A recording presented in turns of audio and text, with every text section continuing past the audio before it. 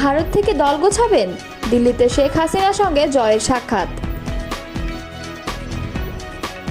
চীন সফরে বিএনপির উচ্চ পর্যায়ের প্রতিনিধি দল, নেতৃত্বে মির্জা ফখরুল। লন্ডনে ডক্টর ইউনূস ও তারেক রহমানের গোপন বৈঠক আগামীকাল। নির্বাচনই এখন প্রধান এজেন্ডা। বিচারের দায়িত্ব নির্বাচিত সরকারের হাতে না দিয়ে প্রধান উপদেষ্টা কী বার্তা দিতে চাচ্ছেন? এতক্ষণ শুনছিলেন সংবাদ শিরোনাম, এবারে বিস্তারিত। জুলাই গণ অভ্যুত্থানে ক্ষমতাচ্যুত ও ভারতে আশ্রিত সাবেক প্রধানমন্ত্রী শেখ হাসিনার সঙ্গে দেখা করতে এখন দিল্লিতে রয়েছেন তার ছেলে সজীব ওয়াজেদ জয়। কোরবানি ঈদের আগের দিন গত 6 জুন জয় ভারতে আসেন এবং মায়ের সঙ্গে ঈদ করেন। জুলাই গণ অভ্যুত্থানে আওয়ামী লীগের দীর্ঘ শাসনের পতনের পর এই প্রথম ছেলের সঙ্গে দেখা হলো শেখ হাসিনার।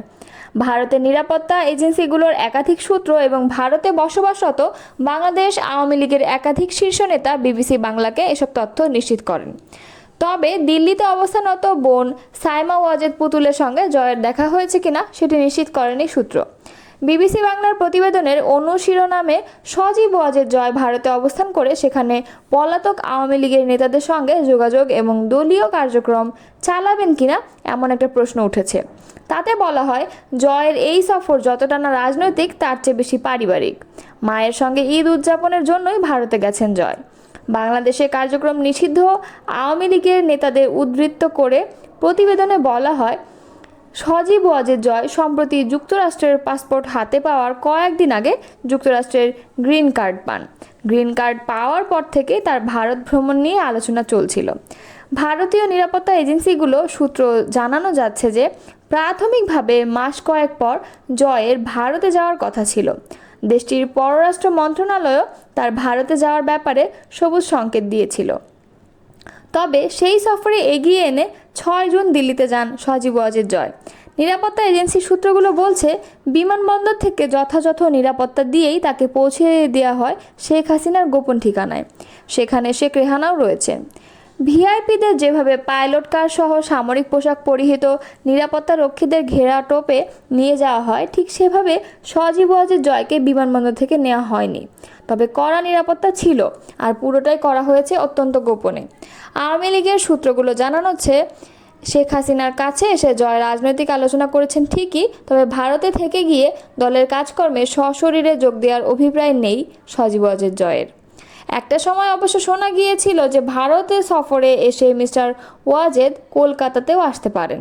কলকাতা এবং তার আশেপাশের অঞ্চলেও যেহেতু আওয়ামী লীগের শীর্ষ নেতা, প্রাক্তন মন্ত্রী এবং এমপিরা থাকছেন এবং এই অঞ্চলে রয়েছে বাংলাদেশ থেকে পালিয়ে আসা আওয়ামী ঘনিষ্ঠ অনেক ব্যবসায়ী, প্রাক্তন পুলিশ কর্মকর্তা, আইনজীবী প্রমুখরা, তাই কলকাতায় এসে তাদের সঙ্গে বৈঠক করতে পারেন মিস্টার ওয়াজেদ, এরকমটা জানা যাচ্ছিল। এখন ভারতের নিরাপত্তা এজেন্সির সূত্রগুলো বলছে যে অন্তত এবার তার কলকাতায় আসার কোনো পরিকল্পনা নেই। আবার আওয়ামী লীগের সূত্র থেকে জানানো যাচ্ছে, দীর্ঘ সময় ভারতে থাকার পরিকল্পনা নেই তার। আগামী কয়েকদিনের মধ্যে তিনি হয়তো ফিরে যাবেন। জয় ভারতে আসার পর তার সঙ্গেও শীর্ষ নেতৃত্বের এখনও দেখা হয়নি বললে জানানো যাচ্ছে। গত বছর 5ই আগস্ট ঢাকা থেকে বাংলাদেশ বিমান বাহিনীর বিমানে চেপে ভারতে পালিয়ে আসার পর থেকে দিল্লিতেই শেখ হাসিনার থাকার ব্যবস্থা করেছিল ভারত সরকার। প্রথম 2-4 দিন শেখ হাসিনা ও তার বোন শেখ রেহানাকে রাখা হয়েছিল দিল্লির উপকণ্ঠে গাজিয়াবাদ হিন্দন বিমান ঘাঁটি টার্মিনাল বিল্ডিংয়ে, যেটি নিয়ন্ত্রণ ও পরিচালনার ভার দেশের বিমান বাহিনীর উপর।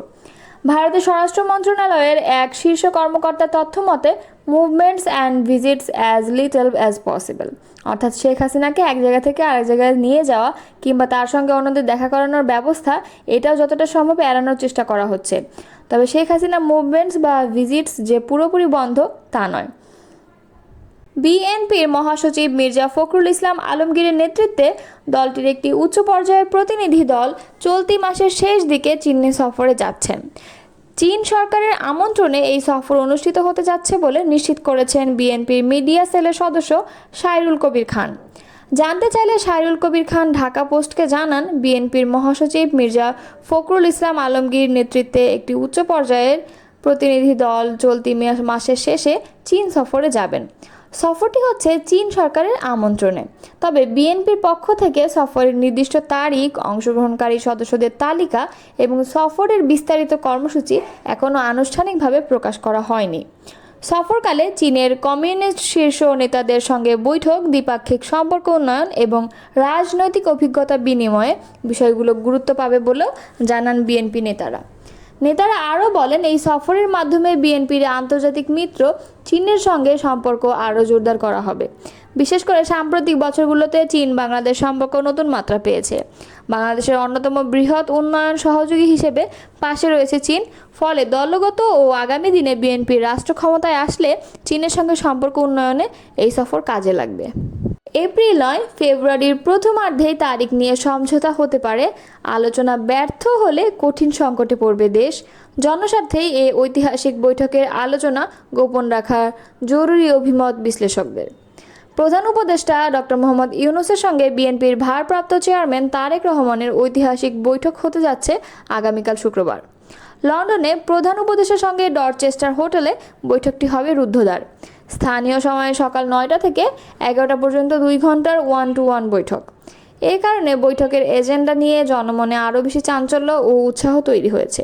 তবে দুই পক্ষের একাধিক নির্ভরযোগ্য সূত্র যুগান্তরকে জানিয়েছে, প্রয়োজনীয় সব বিষয় নিয়ে আলোচনা হবে এবং ইতোমধ্যে দুই তরফ থেকে এ বিষয়ে প্রস্তুতিও সম্পন্ন হয়েছে। তবে বিএনপির পক্ষ থেকে আলোচনার প্রধান বিষয় হবে জাতীয় নির্বাচন সময় এগিয়ে আনা। এজন্য সরকার এপ্রিল থেকে সরে এলে বিএনপিও ডিসেম্বর থেকে সরে আসবে।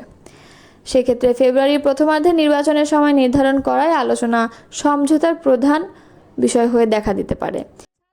যারা আমাকে এই দায়িত্ব নেওয়ার আহ্বান জানিয়েছিলেন তারা মূলত 3টি দায়িত্ব আমাদেরকে অর্পণ করেন। এটা আমি ডিসাইড করিনি, আমাদেরকে এই কাজ দেওয়া হয়েছে। আমরা সেই লক্ষ্যে এগিয়ে যাচ্ছি।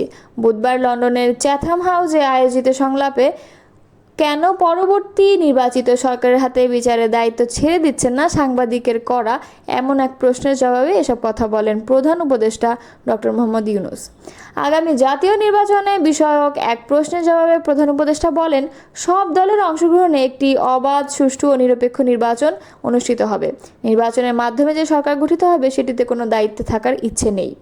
বর্তমান সারা বিশ্বে চলমান অর্থনৈতিক মন্দার মধ্যে কিভাবে দেশের অর্থনীতি সামাল দিচ্ছেন এমন প্রশ্নের জবাবে প্রধান উপদেষ্টা বলেন, এটি মূলত আমাদের জন্য অনেক কঠিন একটি কাজ। সারা বিশ্ব এই সমস্যার মধ্যে দিয়ে যাচ্ছে, আমরাও যাচ্ছি। আমাদের ইকোনমির বর্তমান অবস্থা নেগেটিভ। প্রতিনিয়ত বিগত সরকারের গ্রহণ করা ঋণ এবং মেগা প্রজেক্টের জন্য অনেক বিল পরিশোধ করতে হচ্ছে। এটা একটা বড় সমস্যা। ডক্টর ইউনূস আরও বলেন, আমাদের প্রকাশিত শ্বেতপত্রে বিগত সরকারের দুর্নীতির পরিমাণ উল্লেখ করা হয়েছে, যেখানে বলা হয় বিগত 17 বছরে $234 বিলিয়ন পাচার করা হয়েছে। এভাবেই মূলত আমাদের রিসোর্সগুলো পাচার হয়ে গিয়েছে। উল্লেখ্য, গতকাল মঙ্গলবার 4 দিনের সরকারি সফরে যুক্তরাজ্যের লন্ডনে যান অন্তর্বর্তী সরকারের প্রধান উপদেষ্টা অধ্যাপক মোহাম্মদ ইউনূস। এ সময় তার সফরসঙ্গী হিসেবে ছিলেন বাংলাদেশ ব্যাংকের governor doctor Ahsan H Mansur এবং দুর্নীতি দমন কমিশনের চেয়ারম্যান ডক্টর আব্দুল মোমেন।